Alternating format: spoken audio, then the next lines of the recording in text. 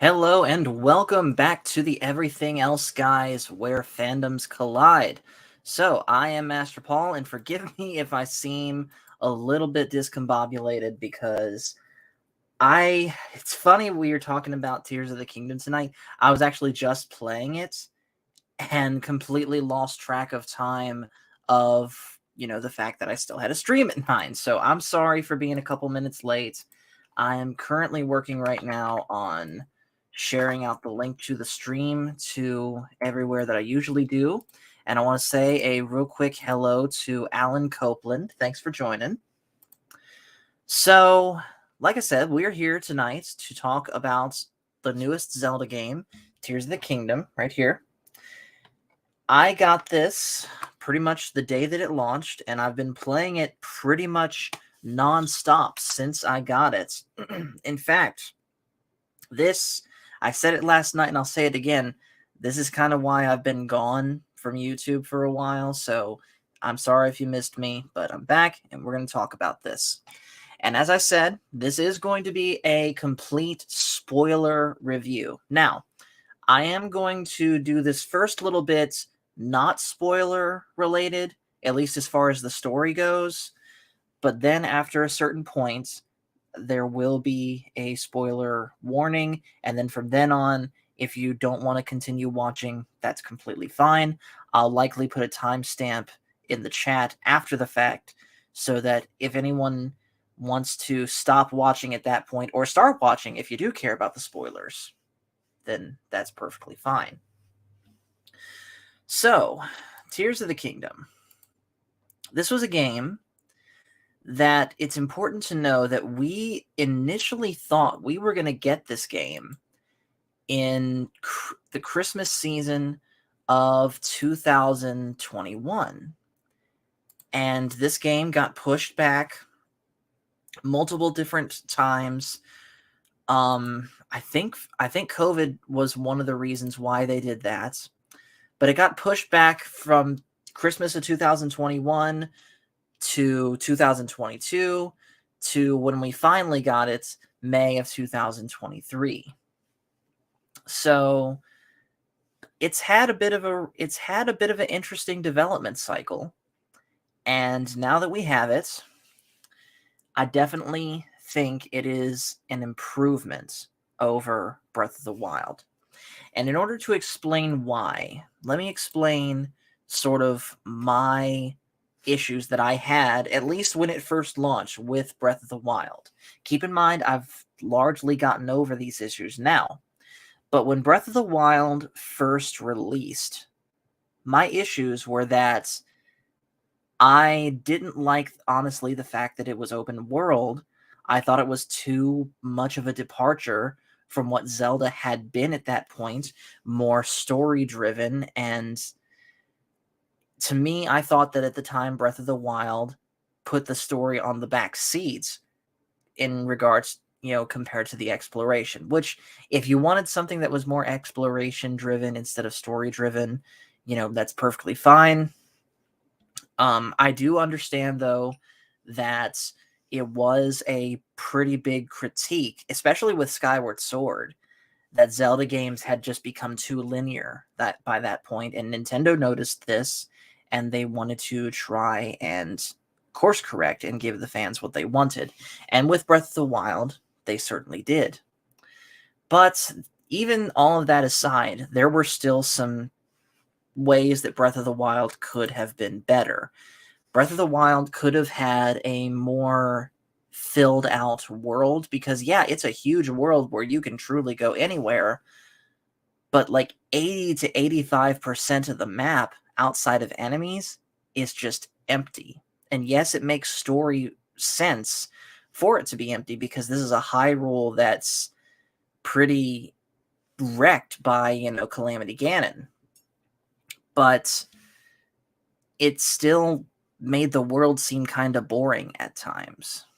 And real quick, Alan Copeland says, I haven't played it, can't afford the game or the console right now, but I love watching the gameplay, and he says it's a great game. Yes, it very much is. And then another thing that I still am not a big fan of is the weapons durability. I wasn't a fan of how Breath of the Wild handled it, especially in regards to the Master Sword, in that, for all intents and purposes, the Master Sword breaks too. It just has a recharge time. And then I also was not a fan of the dungeons from Breath of the Wild. Now, I say all of that to say this. Tears of the Kingdom, and I don't believe it's a spoiler for me to say this, does improve on a lot of the issues that I and a lot of people had with Breath of the Wild. So first off, there's more dungeons in Tears of the Kingdom than there were in Breath of the Wild. And side note, no, the shrines do not count as dungeons, which, by the way, Tears of the Kingdom has shrines too. But there's more dungeons, and not only that, but the dungeons are actually distinct from one another, as opposed to being a slight variation on the same aesthetic. You know, those of you guys that have played Breath of the Wild know that pretty much on the inside, except for layouts, the dungeons in Breath of the Wild, with the exception of Hyrule Castle, pretty much all looked the same. And so Tears of the Kingdom definitely fixes that issue, where the dungeons do have more of their own identity, and it's a noticed improvement for it. Another thing that Tears of the Kingdom improves on is, in my opinion, the story. And spoiler free for now, the story is more involved in Tears of the Kingdom than it is in Breath of the Wild. Now, there are still aspects of the story that you have to go and find, but those actually lead to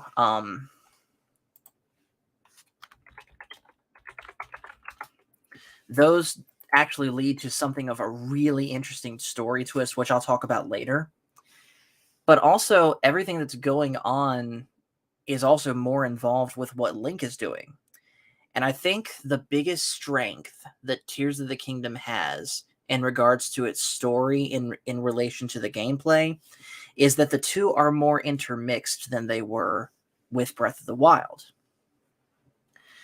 So those are the two. And also, not only is that improved on, but the exploration itself is improved on in every single way.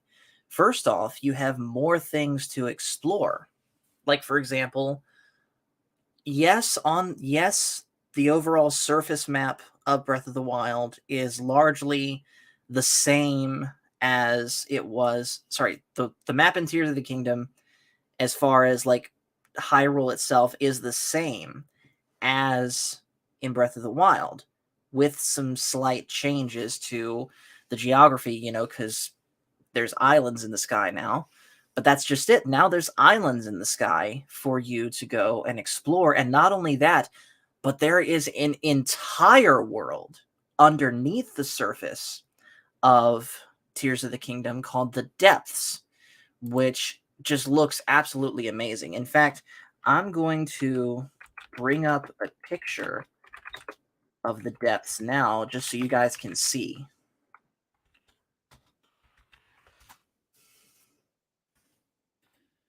All right. All right, here's a good picture. So have a look at this. This is what the Depths look like. And you see it's dark. You've got some of the patches of, it's not malice this time, it's gloom, which we'll talk about that in just a moment. And you've got this yellow bulbous thing there. That's how you light up the surrounding area permanently. And what unlocks that portion of the map, that's called a light route. And currently, that's what I'm working on right now in the game, is trying to find all of those. That way, all of the depths can be lit up. So like I said, I finished the whole story, and now I'm trying to go back and find the things that I guess you could say are extracurricular. So like I said, you have the depths to explore, you have the surface to explore, and it's nice to see how things have changed with the passage of time from Breath of the Wild, which I don't believe they have quite said what the time difference is between Tears of the Kingdom and Breath of the Wild. Let me look that up real quick. Okay, here we go. So according to Google, Tears of the Kingdom takes, this is theorized, roughly 2 to 3, Tears of the Kingdom takes place roughly 2 to 3 years after Breath of the Wild, which, is fitting enough. So, and then on top of that, you have all of the Sky Islands that have different things that you can explore on there. Now, granted, most of them are pretty small, and you can, basically see all of the island just in one field of vision. But the way that they're laid out and the different things that you can find on them are definitely worth exploring. And that and the fact that the dungeons in general are just located in different portions of either hello Phil, he says, is this where easy mode is activated? You'll be pleased to hear, Phil, that there is no easy mode in Tears of the Kingdom. In fact, there's really no choice of difficulty at all. It's just one difficulty, and yes, this is a challenging game where if you're not careful, you will die a lot. Real quick, guys, I'm going to call a quick 30-second timeout. I need to run downstairs and get something to drink. So I'm going to hit the countdown, and I will be right back.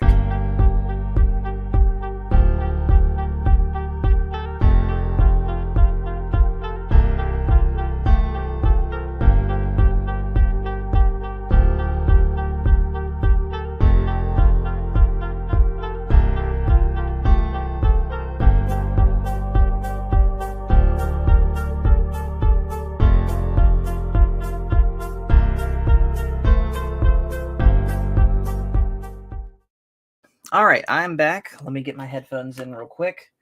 By the way, guys, we do have a guest that will be joining us very soon. He's having dinner right now, but he'll be with us very soon. Let me take a quick drink of this. Whew. I'm actually kind of winded trying to get to the fridge and back here in less than 30 seconds. All right, so anyways, exploration is better, and even on the surface itself, they add new things in. They add like caves you can explore, which Breath of the Wild really didn't have that much of. And I'm not talking about the depths. This is like actual caves in the surface. Excuse me. And just exploring in general, like I'll put it this way. I can easily get more immersed and just lost in time in Tears of the Kingdom as far as exploring goes than Breath of the Wild. Like with Breath of the Wild, exploring kind of felt like a chore, at least to me and my style of playing. But with Tears of the Kingdom, it feels completely natural. So another thing to talk about that's different now is combat. Now, this is one thing that they didn't exactly, well, they did change how, the weapons durability system works, but they didn't outright get rid of it. If anything, they kept it, but now added the ability to fuse different items to your weapons. So say you wanted to shoot a bow that had an explosive on it. There's no such thing anymore as a bomb arrow that you can buy that's already got the bomb on the arrow. Now you pick bomb flowers and attach them to and outright attach them to your arrow, and you get your bomb flowers that way, as well as your fire arrows, your ice arrows, your lightning arrows, etc., etc. You can also take different like horns off a monster and fuse that to your sword and up the durability and the damage that way, as well as get different elemental effects. And the reason for this is because you'll see in the game that all of the normal weapons you pick up are decayed. So they've rusted. And at least that I know of, there's no explanation in the game as to why that is. But I mean, you can find weapons like in the depths that aren't decayed, but they are very few and far between. And so the whole fusing weapons thing being pretty much mandatory, I'm kind of a split mind, where it's definitely a cool idea. Oh, real quick, I gotta interrupt what I'm saying because we have my guest appearing. He's someone that I don't believe he's actually appeared on the Everything Else guys. He has appeared on the Star Wars channel multiple times, and of course, I've been on his. He is a founding member of the Mug Club and a founding member of Tuesday Night Trek, and he is my partner in crime in spreading the propaganda that it's okay to play on easy mode. The Matt Cave. What's up, man? Hey, what's up, dude? Oh, my camera's going slow. That's okay. I like your background, though. Thank you. Appreciate that. Oh, what is this delay? That is weird. That is weird. So I was just talking, Matt Cave, about right now we're in the spoiler-free section, and I'm talking more, and I'm focusing mostly about the gameplay. And Yep. I was talking about the There we weapon go. fusion system. Ah, So, yes, very cool. So what would you like to say about that? That what an incredible addition to that game. The thing I've learned to love the most about it is that it helps my biggest complaint from Breath of the Wild, which was the the easy mode crew. Yep. It Matt, strengthens the weapons. Tell you what, bear with me a second. I think I know how to fix this. I'll be right back. I'm gonna leave the studio and I'm gonna come back. all right, I gotcha. Be right back. So yeah, like I said, the Matt Cave overall thinks that the weapon fusion thing helps the durability thing, and I do agree with that. But I'm also, and I'll tell him this once he comes back, I'm also kind of the mindset of I'd like to be able to just pick up a sword and use it just as that, a sword, instead of, say, putting a rock on it and making a hammer. But that's just me. And overall, yes, the weapon fusion system, I do agree, is a much better fix to the weapon durability thing. And I will say this, bows are still the same. You can get by the way, the amiibo, the little Nintendo statues, you can use those again with Tears of the Kingdom, and it works the same as it did in Breath of the Wild, where you scan one to your controller and it gives you different items just out of the blue. The one amiibo that doesn't work is Wolf Link, where in Breath of the Wild it gave you an actual wolf as a companion, but in Tears of the Kingdom, sadly, that is no longer the case. It just gives you different items that you can make for food and such.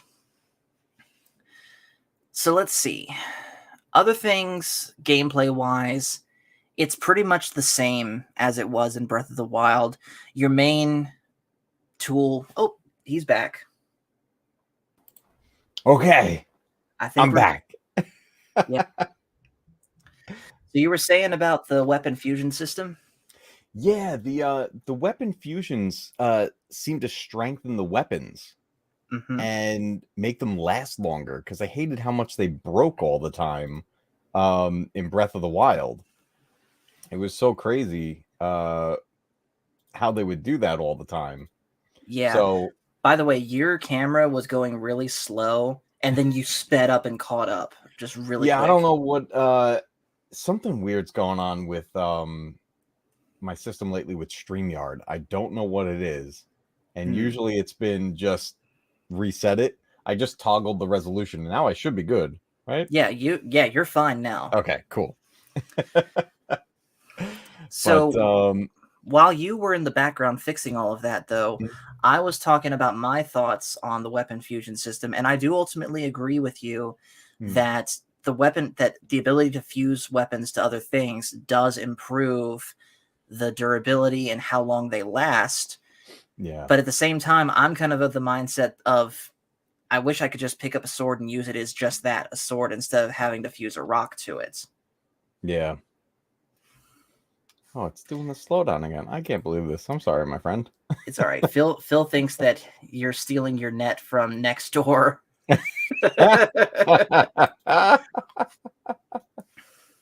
I gotta get one easy mode joke in there on you, Matt Cave. Matt Cave is so pro easy mode. He plays CPU versus CPU. He's not wrong. Oh, I love it. So we just talked about the weapon fusion thing, but overall, just your thoughts on the game in general. What do you think, man?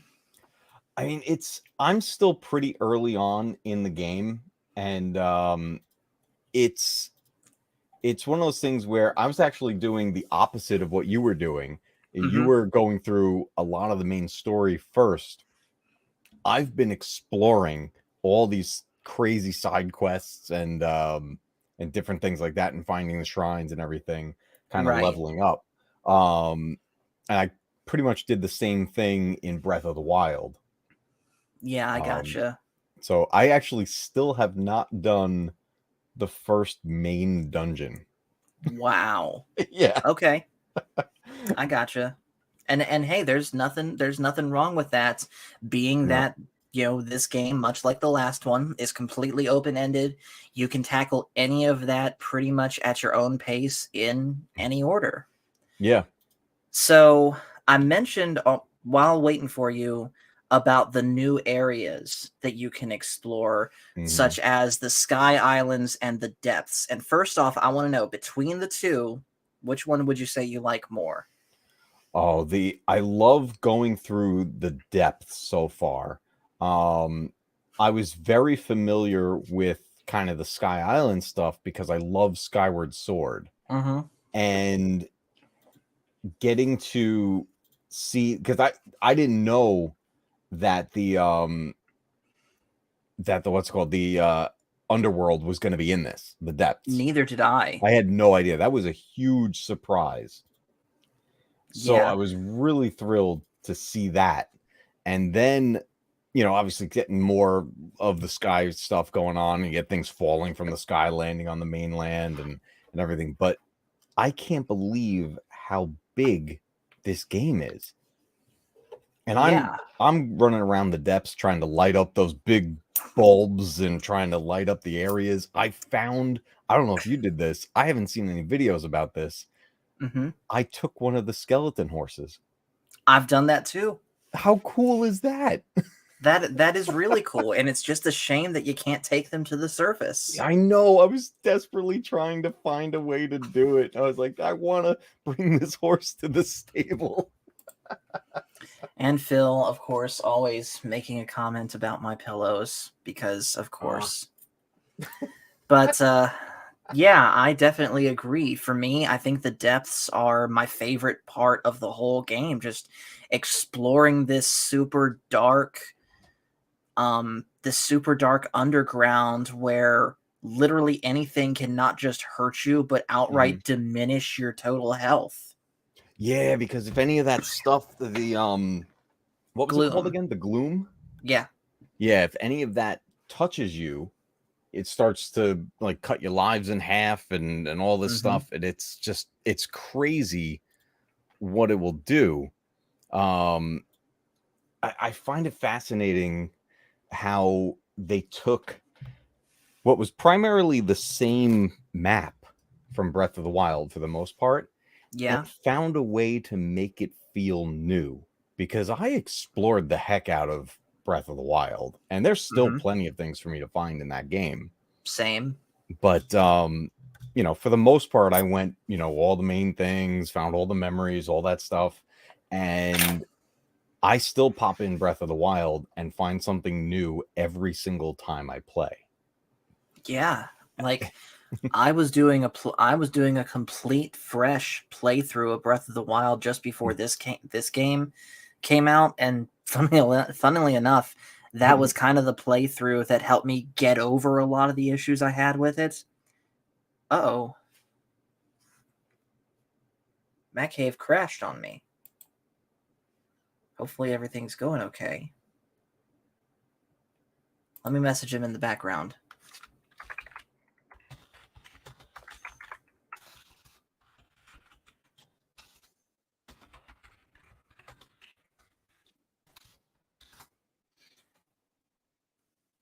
But he's fixing it now. But anyways, like I said, that playthrough that I was doing of Breath of the Wild just before I got this game is what helped me get over a lot of the issues that I had with Breath of the Wild and just kind of accept that it is what it is. You know, don't try and compare it to past Zelda games because it's not trying to be those Zelda games.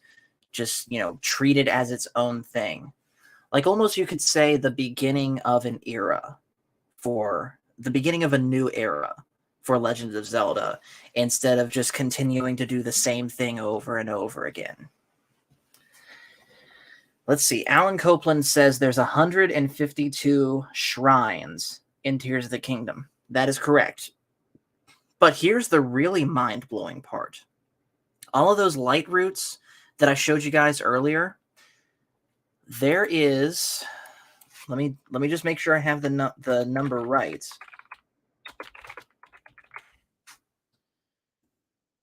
There is 120 light roots in the depths.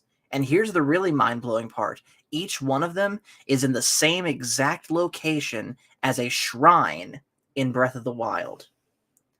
Now, what that means, I don't know, because there's no story explanation as to why all of the Breath of the Wild, old Sheikah technology, like the Guardians, I guess this is kind of a spoiler, but then again, if you're paying attention to the trailers, you notice this too. None of the Sheikah technology, like the towers and the Guardians and the old shrines, they're not there anymore in Breath of the Wild. The only closest thing you see to that is the new towers and how they work in Tears of the Kingdom. You don't see even the littered garbage guardians that were like littering certain areas of the landscape. Even they're gone. And like I said, no explanation for that in the game at all. So that is a little bit of a nitpick for me. So let's see. What else can we talk about that's spoiler free? Let's talk about the enemies that you fight in the overworld.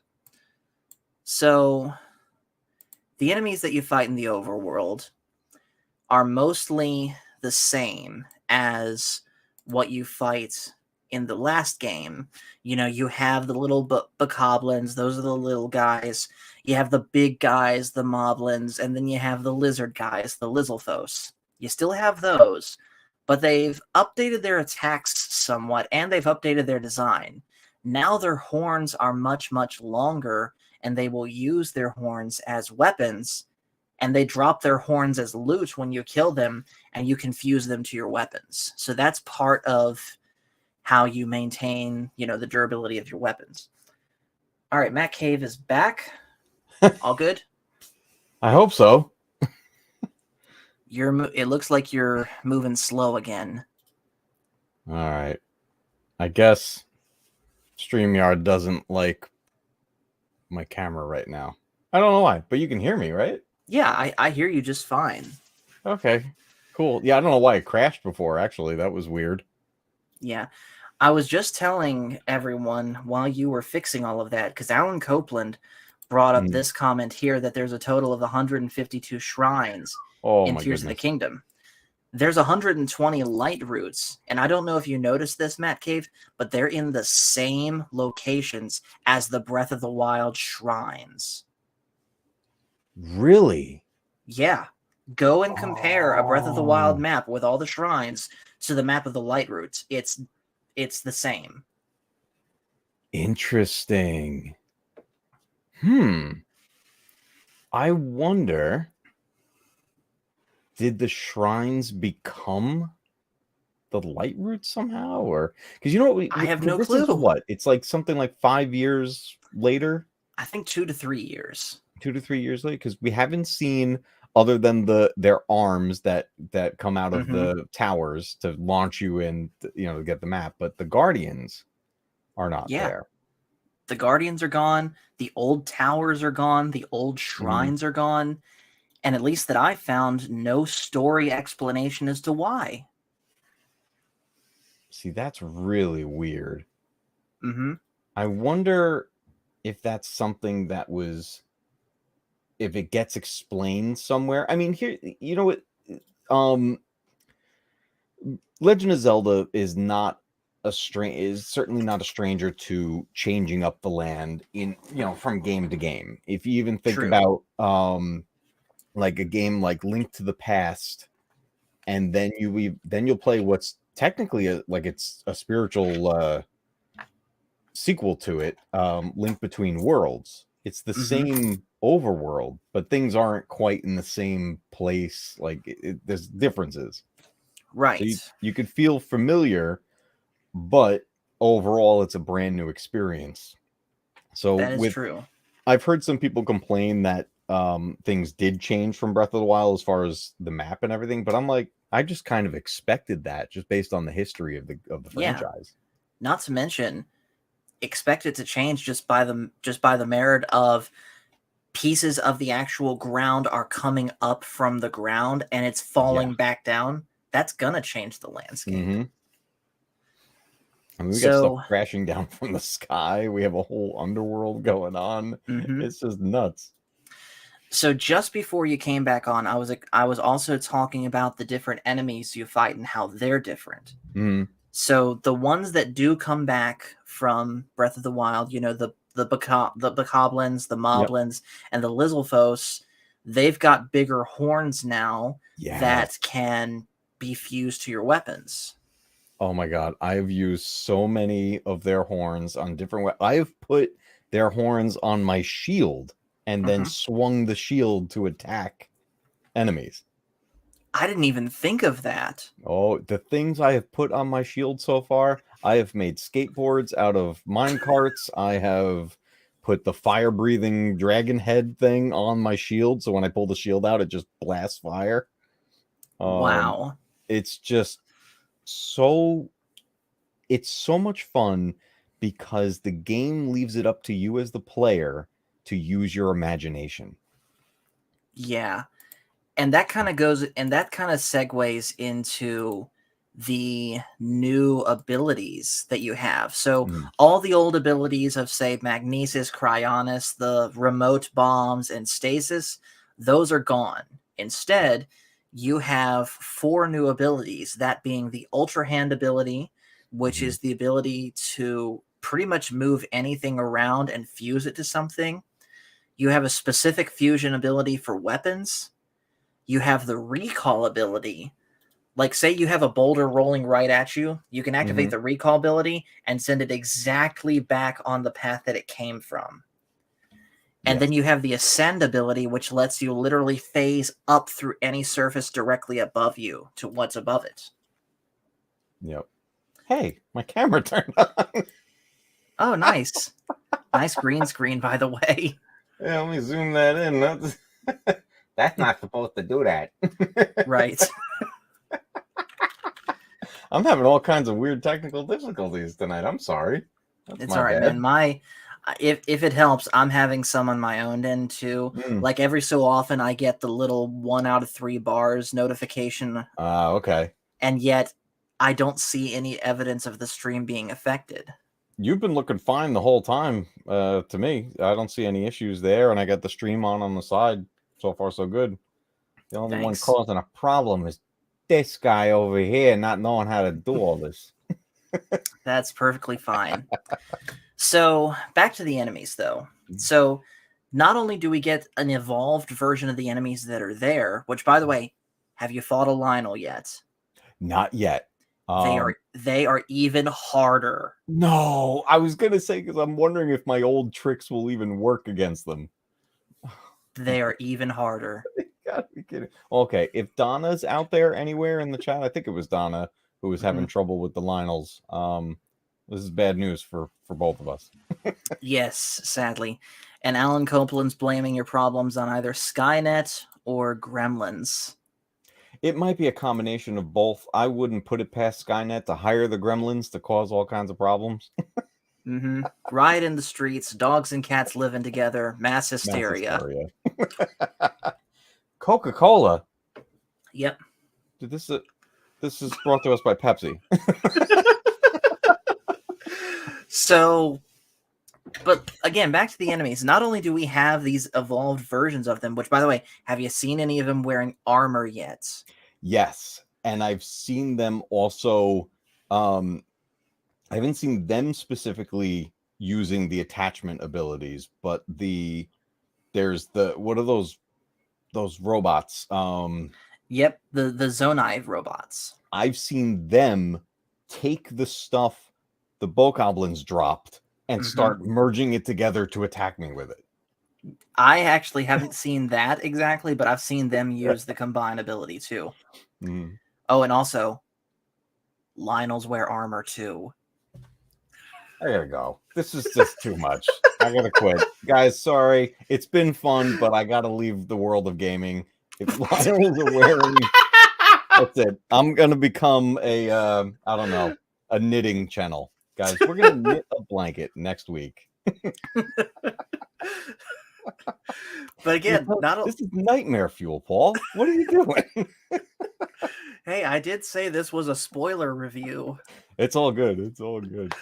So, I'm terrified. So yeah, like I said, not only do we have these evolved versions of returning enemies, but we have new ones too. Like, I know you've seen the flying enemies that are bigger than the bats, the Aracudas, right? Yeah.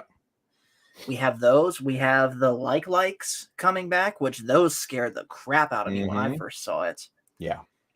And, of course, like I said, we have the different Zonai robots, which those kind of serve the same function as the old Guardians, but I kind of like how they are done better, where instead of this big hulking, say, spider or helicopter thing, you know, they're your size and they fight and can gang up on you, you know, as if they were a normal enemy.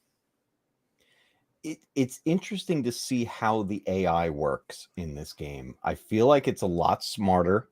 Enemies will truly team up against you. Like they used to, if in Breath of the Wild, if there was a horde of Bokoblins and then the even taller ones, the ones that had the clubs and everything, I feel like that guy would just be kind of pushing them out of the way, and while the little ones try to get you. But now, when you come up to these little mini fortresses, I swear they're coordinating their attacks. Like it just, yeah.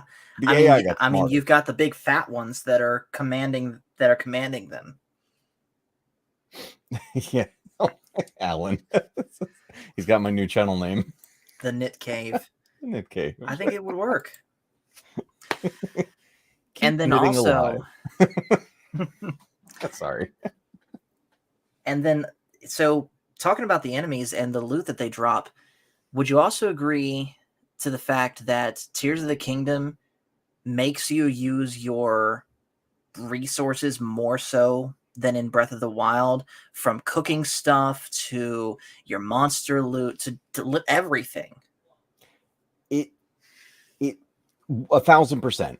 It makes you truly think about what you have with you, what you need to obtain, and how you're going to utilize it.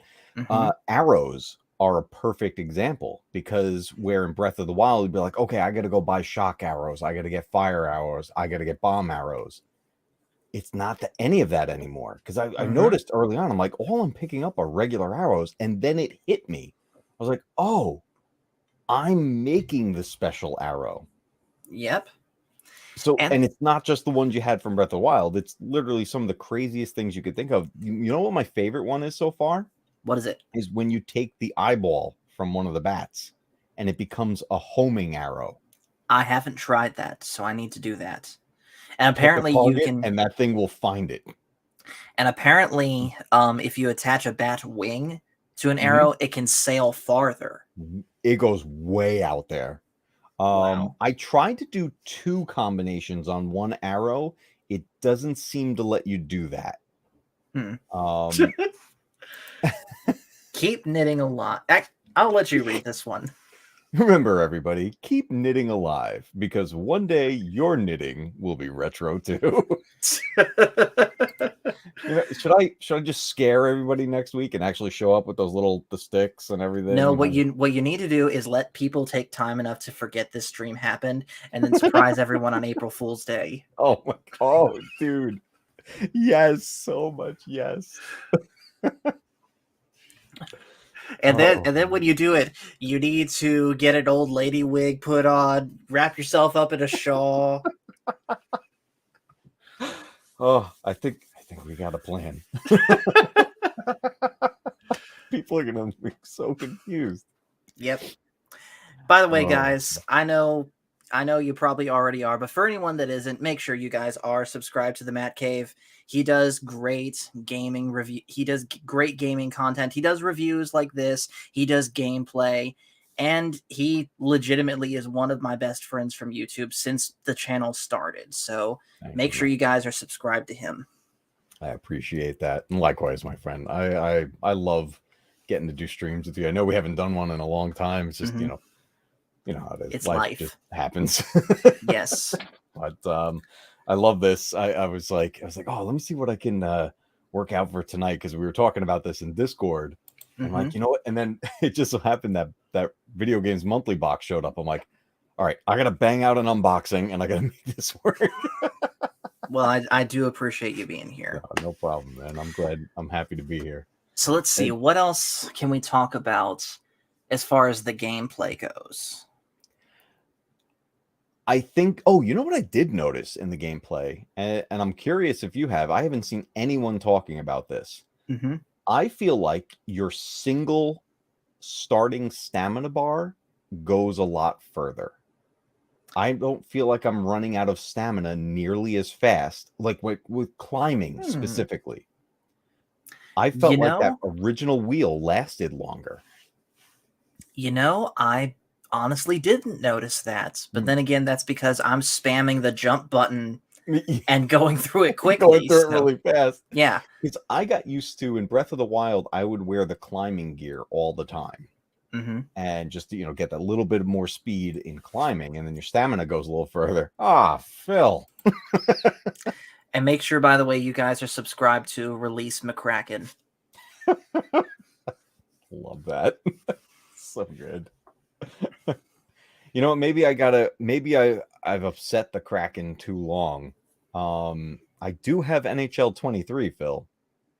I do happen to know that he also occasionally will have other YouTubers on and interview them. He's done it for Matt Rissman. He's done it for Echo Base Network. Who knows? Maybe the Matt Cave could do it. That could be interesting. Phil, be nice to me.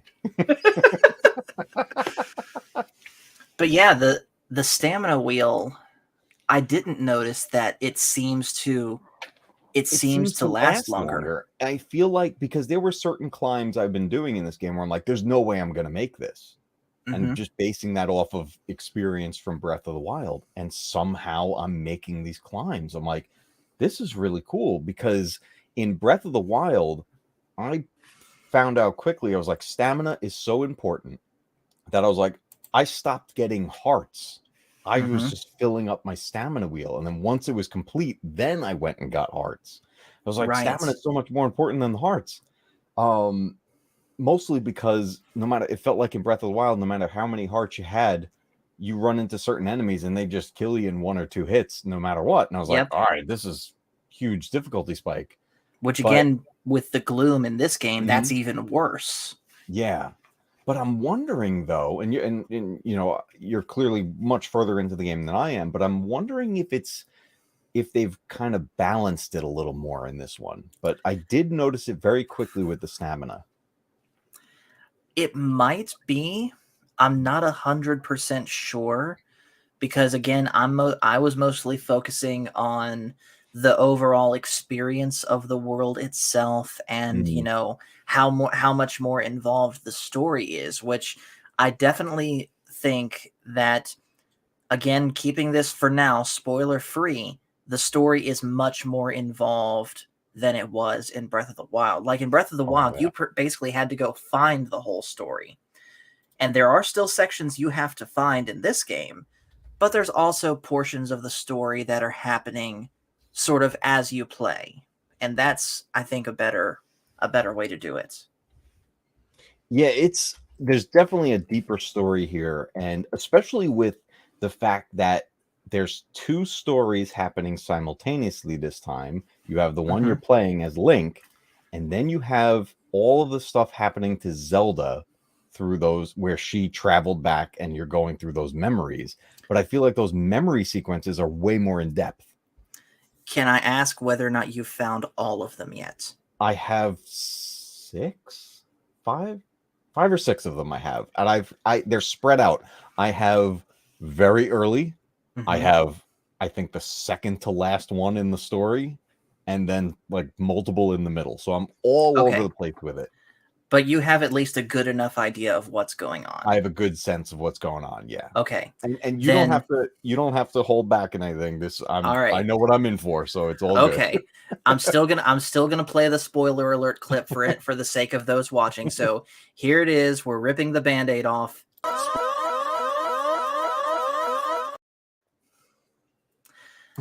Love Oh, that. with Zelda and her story. Mhm. Zelda gets put through the ringer far worse in this game than she did in Breath of the Wild. Because again, in Breath of the Wild, she was trapped in Hyrule Castle, basically being a permanent beacon of light, Mhm. trying to keep back Calamity Ganon. In this game, she gets accidentally time traveled to the past to see the founding of Hyrule and see the rise of Ganondorf for the first time. And then the Master Sword gets Mhm. traveled back to her. And so what does she do to fix? Yeah. Becomes a dragon. Oh my god, that's amazing. She becomes a dragon, but at the cost of her very sense of self and identity.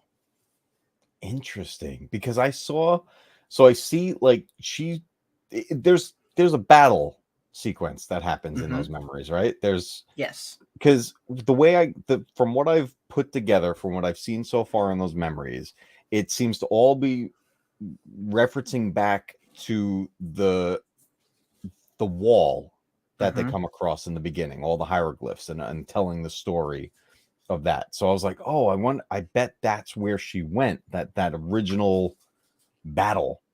And then we Mhm. have the what are the what were they called? Is it Zonai? Is that Yes, the the name of the Zonai. Zonai, right?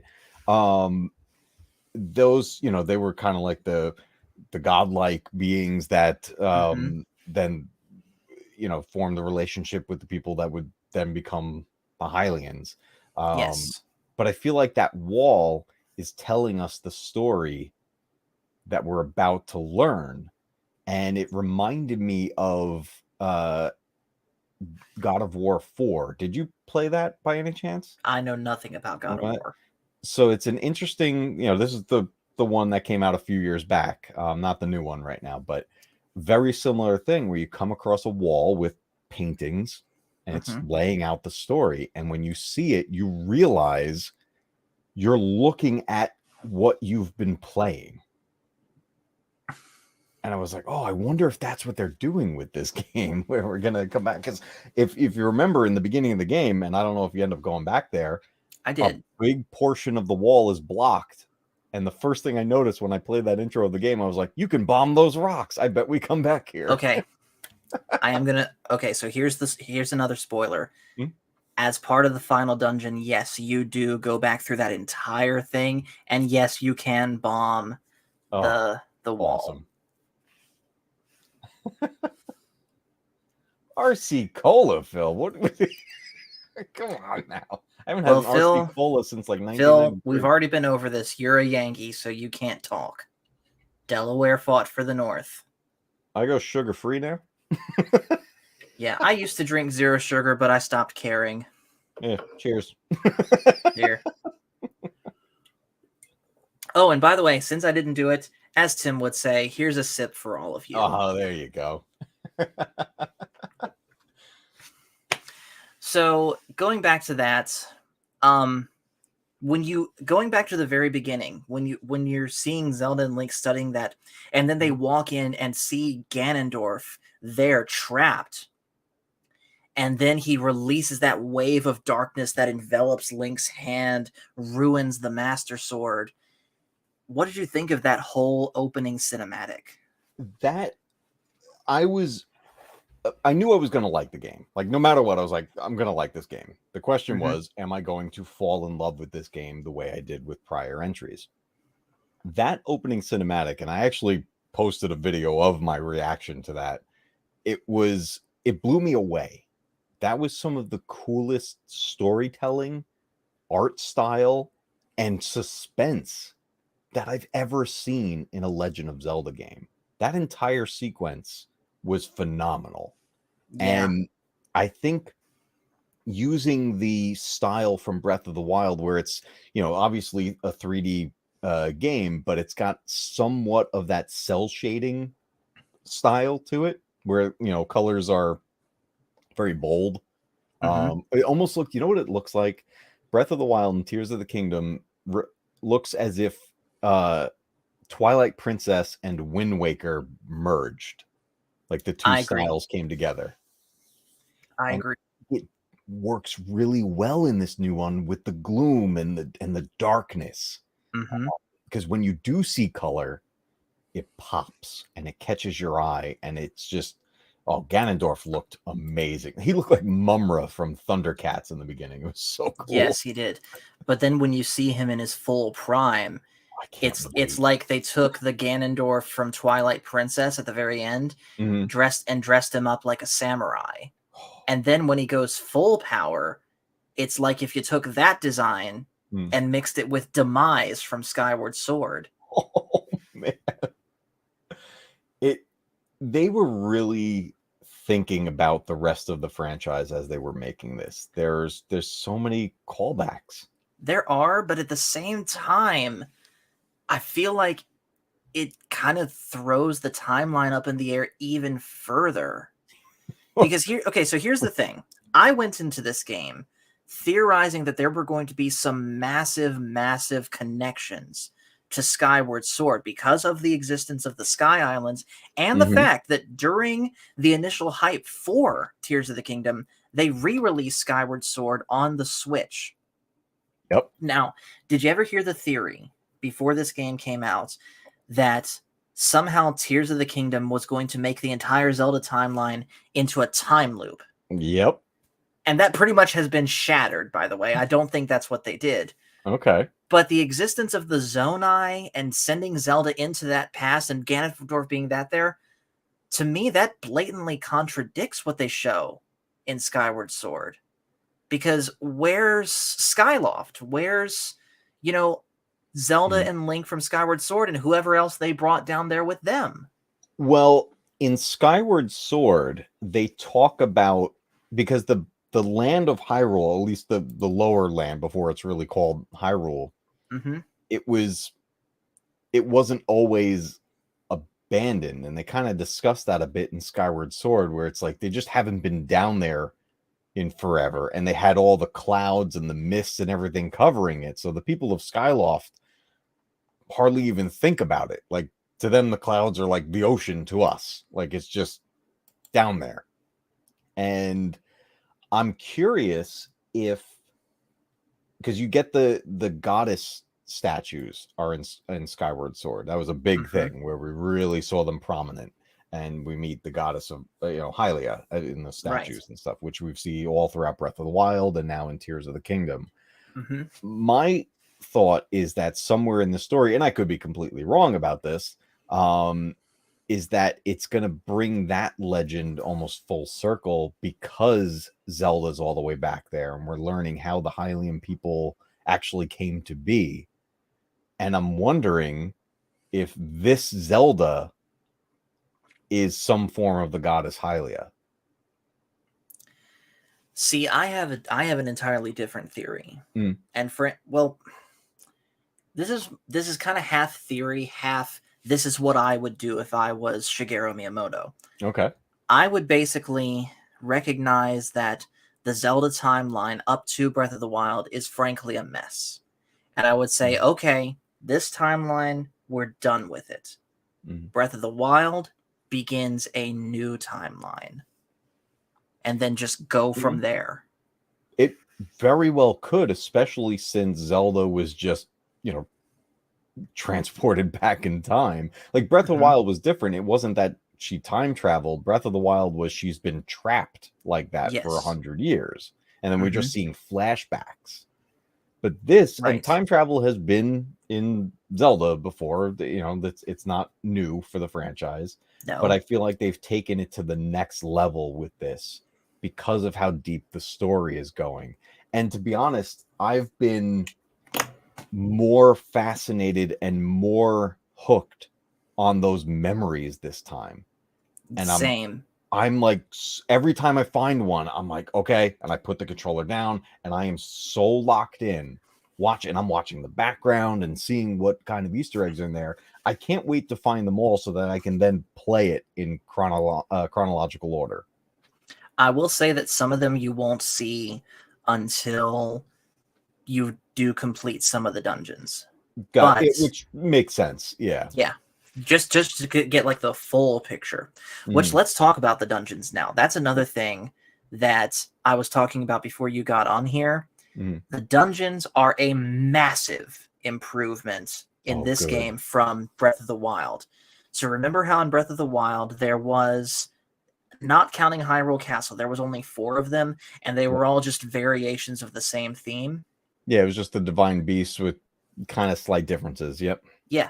Well, in this one, they go back to each dungeon. Well, first off, there's 7 total now, and yes, that's counting, and that is counting Hyrule Castle, which, by the way, is not the final dungeon this time.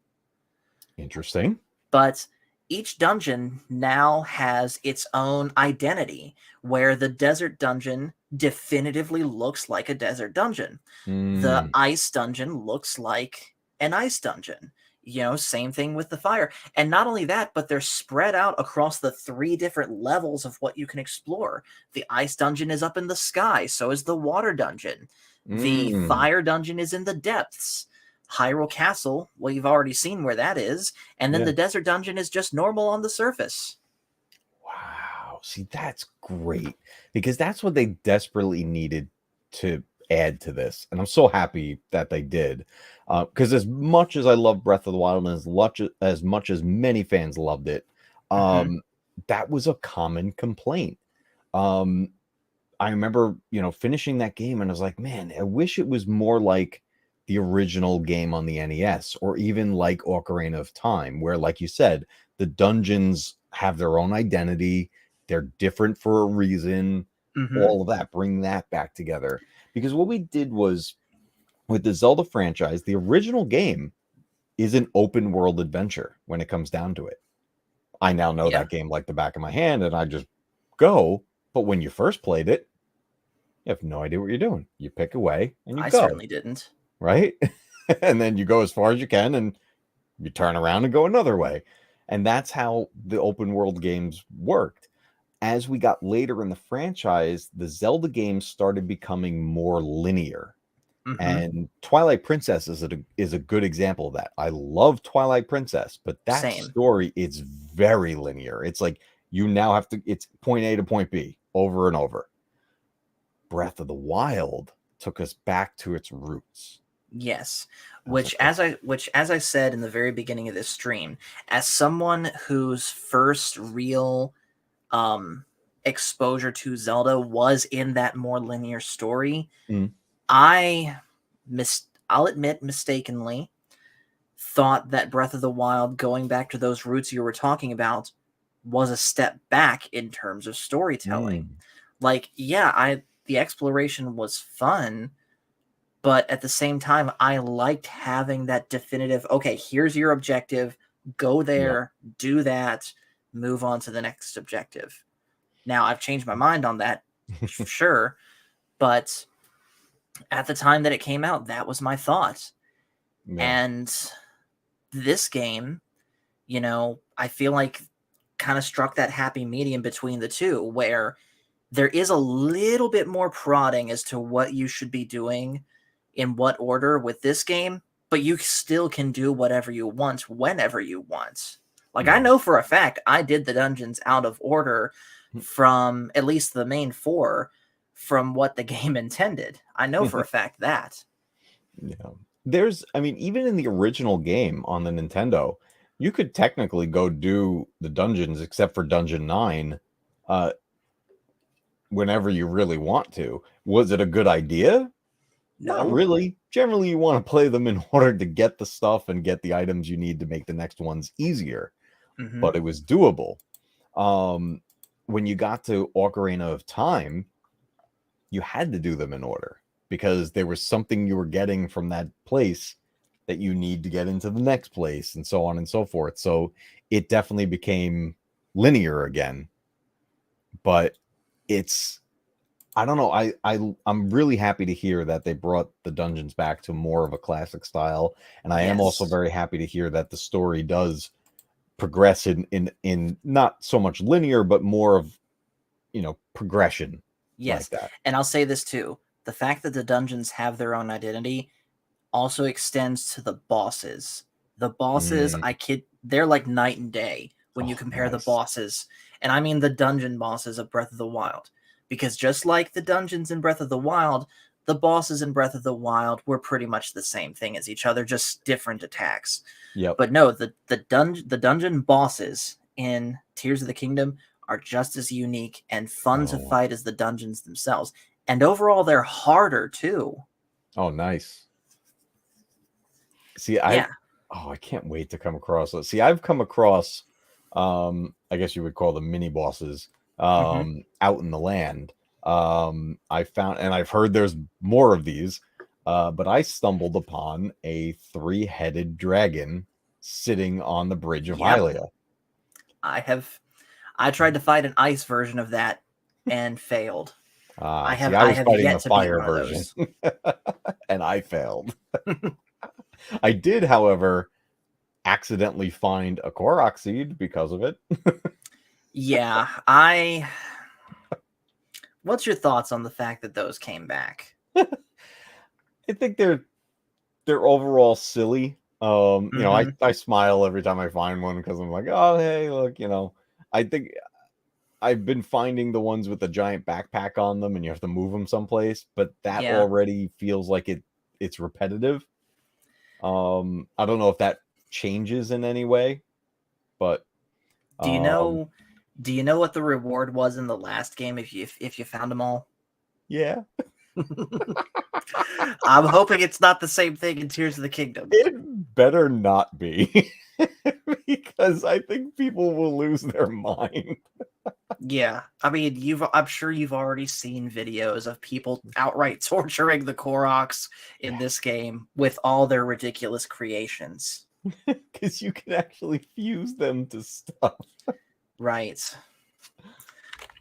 Which I want to show you something real quick. I've stumbled upon this on Facebook the other day, talking about the crazy creations that people have made, and I stumbled across a video that someone had done of outright making an X-Wing in this game. No way. I saw somebody make a mech warrior. So have a look at this. Oh my god.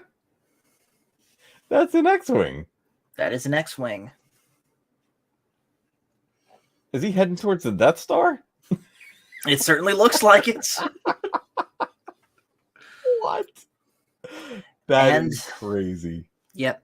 And of course, there are those, unfortunately, with dirty minds that are making you-know-whats. Oh, fantastic. Yeah, of course that'll happen. Yeah. Well, Phil McCracken saying, "Where's my paycheck for modding, Paul?" You'll be getting it in the mail very soon, Phil. It's a Luke Skywalker figure and a jar of honey. That's awesome. So, going back to the story, now we're going to talk about where... So, getting the Master Sword. Like I already said, Zelda becomes a dragon, and you find the Master Sword this time not in Korok Forest, but embedded in the head of the dragon she becomes. Oh. So you have to fly up to where the dragon is. And by the way, it's following this one path all around Hyrule. So you have Is to that the track. dragon you see in the very beginning of the game when you first jump? I think so. Ah. I think so. Okay. But yeah, you have to first fly your way up there, and then you have to pull the sword out of your head, out of the dragon's head. And you know how in Breath of the Wild you needed X amount of hearts to be able to successfully pull the sword out? This time you need 2 complete full circles of stamina to do it. Oh, interesting. Okay. That's good to know. So then technically once you reach that point, you can head there. Yeah. Okay. So, okay, let me ask you this one. Have you yet been to Korok Forest? No, I actually I didn't enter the forest yet. I know it's there. I've seen like X-Wing playing the game and he was in there. But I haven't gone in myself yet. Let me show you this real quick. Because I would imagine the pedestal's still there and the Deku it tree. is. But number one, you cannot enter the Korok Forest from the outside because the fog that surrounds it now will just straight up boot you out. You can't even try it. Oh, there's no getting through the path like you do in the Nope. in the first one? This time you've got to go in through underneath in the depths. And when you get there, nice. You're greeted by this. The Deku tree. Is he dead? He's not dead, but you have to go inside the Deku tree and get rid of the gloom hands. Like, okay, so I know you've seen from certain puddles of gloom that can move, the hands that pop up. Did you ever try defeating all of those? No. You know what happens when you do? What? Phantom Ganon appears. What? And he is a tough fight. So basically, you have to fight Phantom Ganon inside the Deku tree to heal him. Wow. That's scary. It is very scary. I've been collecting Poes down in the depths. Like do anything. I mean, if you collect enough Poes, you can eventually buy gloom resistant armor. Well, that's a good thing. Yeah. I don't have to do that. So yeah, just and kind of in general, one of the things that I've liked is going to all of these different places from Breath of the Wild, most notably the big towns like Zora Village, Goron City, the Gerudo Village, etc., and just seeing how different they are, especially the ones that have dungeons tied to them. Like, for example, going to Rito Village and finding the whole thing covered under a massive blizzard, and that's kind of your reason for taking down that particular dungeon. Or going to Zora's domain and seeing it covered with brown sludge, and you have to clear the sludge away as part of that dungeon. Or going to Gerudo Desert and see it not only covered in a sandstorm, but haunted by the Gibdos. You remember those? That's the mummies. The mummies. Yep. Oh, the mummies. Yes. Oh wow. See that I knew it. They're bringing back so many iconic things. That 3-headed dragon I came across on the Bridge of Hylia is the one that you fight in Dungeon 6 of the original game. It's the same type of dragon. Gleeok, I believe his name is. And when I saw that, I was like, oh, they're bringing back some classics. You know, obviously revamped for a new game. But, oh my goodness. See, that's awesome because there's so many possibilities with that. Yeah. The funniest one, though, is going to Goron City and seeing all the Gorons there basically addicted to the Goron equivalent of drugs. What? Okay, so it's not actual drugs, but there's this one type of rock that they're all addicted to eating to the point that they can't stop. Oh, wow. And you have to solve that problem. That's awesome. And then that brings us to another aspect of the game that I'll admit, by doing things in the order that I did them, I didn't get the full effect of what they should have done. See, I Okay. actually found out the truth about Zelda quite early on, but yet, especially in time to the dungeons, you see these different sightings of Zelda, and yet Mm. they're all done within a negative context. Like, for example, Zelda telling the Zelda being responsible for attacking the king of the Zoras, or Mm. Zelda giving Yunobo this mask that turns him into a jerk, and so on and so Oh. forth. And this all culminates in trekking through Hyrule Castle and making it through back to where basically you fought Ganon the last time, and it's revealed that the Zelda you've been seeing is a fake. That it's basically literally one of Ganon's puppets. And the reveal of that, by the way, is really, really done well. Because it seems so weird with the sightings of her. And it's like, why wouldn't she say anything to you or try to help in any way? It was just like, it was very odd. The instances where I came across her. Yes. And then all of that basically culminates with you getting in each dungeon one of the different sages. So these are characters that come back from Breath of the Wild. So Prince Sidon, Riju Oh, of the nice. Gerudo, Yunobo the Goron, and Tulin the little Rito kid. Mhm. They come back with their own champions abilities and basically send their avatars to fight with you. And then once you collect all of your different party members, the final dungeon is actually the depths directly underneath Hyrule Castle. Oh, sick. And that one, you can actually go far deeper than the normal depths to where Ganondorf is waiting for you. And that fight is the single toughest boss fight that I have ever fought in Zelda. Like, he broke my Hylian shield. He hits that hard. Oh, if they're breaking the Hylian shield, that's just you're in trouble if they're getting through Oh, there. it gets worse though. Okay, the flurry strikes you can do, like if you backflip at right the amount of time, or shield bash, Yep. and you try that on Ganondorf, and he can counter your flurry attack and just jump out of the way. And then the final phase of the fight, Ganondorf becomes a dragon. Nice. And you have to Oh my fly through god. the sky with the help of Zelda Dragon. And just, okay, so in Breath of the Wild, the blue dragon, where you had to fly around on the snowy mountain and destroy the eyeballs, it's basically that, but it's far harder. Okay. And it's definitely a much, much better final phase of the fight than what we got in Breath of the Wild. Because let's be honest, Dark Beast Ganon was pretty easy. Yeah, once you knew what you had to do, you could pretty much bang out that fight pretty easily. I think fighting him before he becomes beast mode is harder than that. I agree.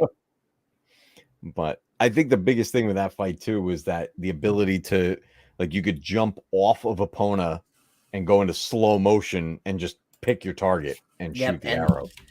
And then at the very end, just shooting him right between the eyes. Right. Yep. Yeah. So yeah, that's pretty much the final boss fight. It's just another example of how far superior Tears of the Kingdom is to Breath of the Wild. And Breath of the Wild's a great game. It really is. They did an amazing job with that and fit so much into it. But so far, I really think they did the right thing with this one and took it the right steps further. Like, they could have just kept it very much the same.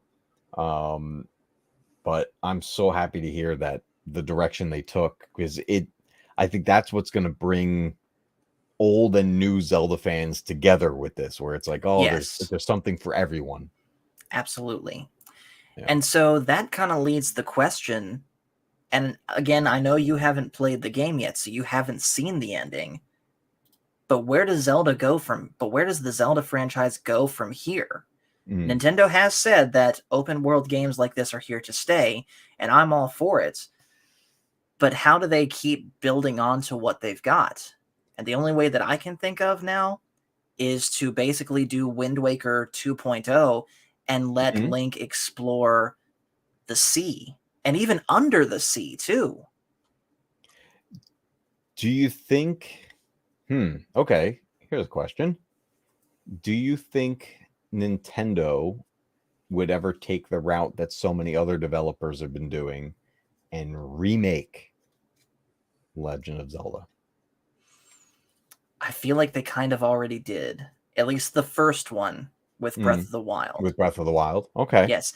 And I think, honestly, that kind of unintentionally ties a little bit further into my theory of the Zelda timeline from Zelda 1 to Skyward Sword is complete. Now we are in a new timeline that starts with Breath of the Wild. Interesting. And you could very much be right with that, because the Zelda timeline is a very interesting topic in itself, because it was never meant to be. Exactly. It's like the Bond franchise. Each one's supposed to be its own standalone adventure. And even like the creators have said things like that, where it's like that, it was really the fandom that kind of made this timeline happen. And it got to a point where eventually we got the official release of the timeline. It's in the Zelda encyclopedia and all kinds of stuff like that. But it was meant to be its own standalone adventures. We do have the occasional direct sequels, like Link's Adventure, which is Zelda 2. That is a direct continuation from the original game, though in a different style. And then we have Majora's Mask, which continues from Ocarina of Time. Phantom Hourglass, which continues from Wind Waker. Yep, and Spirit Tracks. I think that was that also Wind Waker? We don't talk about Spirit Tracks. We don't talk about Spirit Tracks. I'm sorry, everybody. But no, it's sequels do happen, but I do think overall it probably would have been far better if the timeline, at least as officially put out by Nintendo, didn't happen. Just leave the timeline up in the air and let fans speculate about it. Because Nintendo, with each release after the timeline was made official, those story writers going, okay, how do we work this into this convoluted mess at this point? And even still to this day, the only definitive thing that we know about Breath of the Wild as far as its timeline placement is it's at the end. Yeah. But we still don't know which one, if only one of the three branches it falls on. Because when you look around Hyrule and Breath of the Wild, and now Tears of the Kingdom, there are things from each branch. That is true, which has led a lot of people to theorize that the game that came out just before Breath of the Wild, Hyrule Warriors, the original one, even though Nintendo said that's not canon, people have theorized that that game actually brings the three branches of the timeline together in preparation for Breath of the Wild. That's interesting. I like Hyrule Warriors, by the way. That's a fun game. It is. I never considered it canon because Nintendo said it wasn't. It was just really a spin-off thing. But that could actually be the beginning of making the new timeline. That could work, because there is a story mode in that. A lot of people will just go in for just the hack and slash and have some fun with it. But in both games, there's a storyline in there, especially the second one of Hyrule Warriors that does the Breath of the Wild stuff. Yes, I've been told by my cousin, because I started that one but never finished it. I was told that one basically is an alternate timeline where they prevent basically Breath of the Wild from happening. Ah, okay, I gotcha. So yeah, we've just about uncovered everything that we can with this game, and we've gone about an hour and 20 minutes in doing it. So I think this is a good place to wrap it up. So let me ask you this. Before I ask for a ranking out of 10, are you comfortable giving a ranking where you are in the game? Yeah. Where I'm at Okay. now, I could definitely give my preliminary ranking. Okay. And there's something else too. I want to before we wrap up, because I think you especially will appreciate it. I just found it. That's why I was looking off to the side. I was I desperately gotcha. trying to find something because I couldn't for the life of me remember the name of it. But something you'll definitely appreciate. Yeah, where I'm at so far in it, I'd say I'm at a solid 8 to an 8.5 out of 10 right now with this game. That being said, Breath of the Wild, I gave that a 9. And I would. See, for me, flip that. Okay. For me, Breath of the Wild is an 8 out of 10 now that I'm over my problems with it. But Breath of the Wild is a good 9 out of 10. They didn't improve on everything that was wrong with Breath of the Wild, but they improved on a lot. Yeah. See, that's what I'm thinking. I think my rating is going to go up with this game as I go through more, and you definitely have me amped up for things that are coming. I'm really excited. Like Oh, yeah. I'm definitely in a Zelda mood right now. I tell you what. Let's do this stream again on your channel once you're done with the game, Okay. at least as far as the story goes, and we can do like a follow-up to this stream. Yeah, let's do like a revisited type of deal. Yeah. So check this out. Something if you haven't heard of them before, I think you really like this group. Look up the Lucas Warren Project. The And Lucas Warren Project. Yeah. It'll probably come up right away, but their latest project is called Ocarina of Time. And it is a Legend of Zelda hard rock cover. And these are some of the best Legend of Zelda tracks I've ever heard. Okay. Nintendo, I promise this is not this falls under fair use, but we're going to react to this.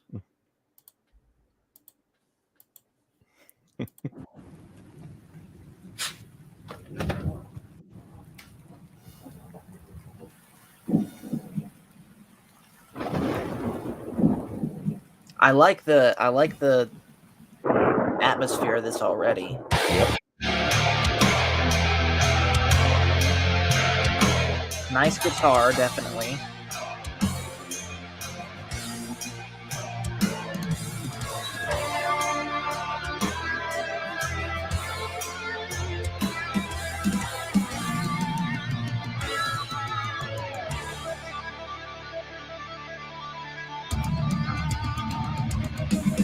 Oh, this is amazing.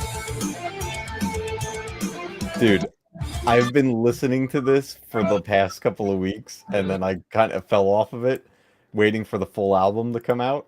Yeah. And I think it's out now, but I want that playing in my car. I want that playing on my iPod. I want that album. I'm gonna get it too. Now I'm gonna return the favor and show you something really cool. Nice. So as you know, I just got back from ICC and bought a bunch of different things. Like for example, my Enterprise D that's sitting over here, some toys that I'm gonna be sending to some friends, and I also picked up this. That is a Legend of Zelda themed fake $1 million bill. That is awesome. And here's the back. I love that artwork. Oh my god, it's even cooler on the back. And they were selling a bunch of these for like a bunch of different franchises. So I got the Zelda one. Jonathan got a Mario one. Nice. Oh, sorry, Mario. Oh, that's so cool. Mario. I love it. All right. So well, cool. I think that is a good place to go ahead and end it. So is there anything that you'd like to plug before we get out of here? Uh, I'll plug that we are truly on the road to 1,000 right now. Nice. I'm about somewhere 70 something away, I think. Hmm. I don't know where I'm at. I gotta double check the number, but I've been revamping the channel a lot, and all for the sake of playing the YouTube algorithm game. So what I will say is that the Matt Cave channel, with its old/new name, is back to Hmm. Matt Cave Gaming, all for the purpose of bringing things together. And I'm really going to be focusing on retro, Hmm. remasters, and remakes, and that's where this channel is going to land as its niche, I guess. Nice. Yeah, So I'm still working on doing that myself for this, for at least the Star Wars guys. yeah. This, and part of that has become the fact that now this channel, which was my personal channel and then turned into the gaming channel, this Mhm. is now the everything else guys. So everything I I was like it. doing on the Star Wars guys that wasn't Star Wars related, Tuesday Night Trek, um, the non-Star Wars stuff from Animation Friday, the gaming streams, the massive movie list, which I Yeah. still have, by the way. All Nice. of that is here now. Oh, And I the love Star it. Wars guys is just strictly Star Wars. Yeah. That's honestly, it's going to help a lot. I couldn't believe what happened simply by changing the name of the channel and changing my description. And all of a sudden, the algorithm woke up. I was like, hey, that guy's got a channel. I was like, oh, Yeah, cool. I'm still not done yet though with the revamping. Mm, I gotta make some decisions and decide what I'm here. Okay, so here's the thing. I would need to decide what I want to do with the non-Star Wars stuff on the Star Wars guys that's already there. Do I yep. take it down and re-upload it over here, or do I leave it? What's going to help the algorithm more, do you think? I actually just recently went through, and so kind of the opposite. I took my Star Wars stuff and unlisted it. Hmm. And it's actually something that I was actually, my intent was that once I figured out where I have all the content, I was going to be reaching out to people like yourself and Star Wars Obsession, and to be like, hey, I got a bunch of Star Wars content that if you want to use and repurpose for something, grab clips, take the audio away, or whatever it may be, and just be like, hey, make something out of this instead of I capturing all the footage. So I'll let you know what I end up with. I got a whole bunch Yeah, of different stuff, but that was the thing. And I got to be honest, this has been one of the hardest things in this journey so far, because I'm going through this stuff and I'm unlisting and I'm deleting some things, and it hurts. Actually, I'm like, man, I look at it, I'm like, I loved doing that, but I'm like, but yeah, it's hurting me now, and I gotta get it off of here. Um, Figuring out the direction, that's one of the hardest things, and I've heard people say that before, and I was like, I don't know. I've been enjoying a lot of this stuff, but now that I'm actually doing it, I'm like, I'm like getting rid of the things I worked hard on, but I know the direction I need to go at this point, so I'm just making the sacrifice. it sounds like I'm going to need to do the same thing. But Mm. anyways, guys, enough inside baseball. Make sure you guys are subscribed to the Matt Cave, like we said before. He's at, as Alan Copeland says here, Oh, there we go. 927 subs. So So what's crazy. for 1,000 once you get there? How are you going to celebrate? I'll definitely do. I definitely want to do another like talking retro type stream. Get everybody together, as much of a panel as we can.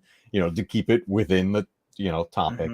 Hmm. Um, I do have a planned giveaway, and I'm not gonna reveal it yet, Well, but dude, it's a just big one, and it's highly retro gaming related. nice. Well, dude, just tell me a time and date.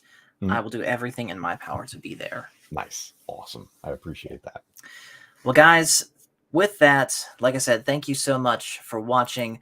Make sure you are like and subscribed if you haven't already. And just remember, here at the Everything Else Guys, this is where fandoms collide. and we will see you guys later.